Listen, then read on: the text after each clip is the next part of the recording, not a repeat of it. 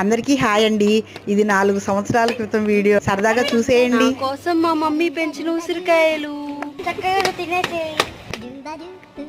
నాకు ఇష్టమని నేను కోసుకొని ఒకటి తింటా. కడుక్కుని తిను మా అమ్మమ్మ ఒకసారి తట్టిన సూపర్ బాగుంది మా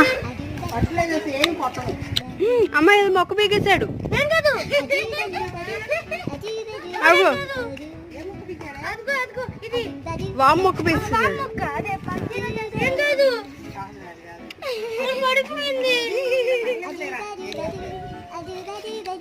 టమాటా మొక్క, కరివేపాకు,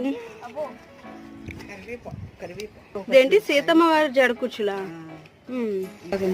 ఓకే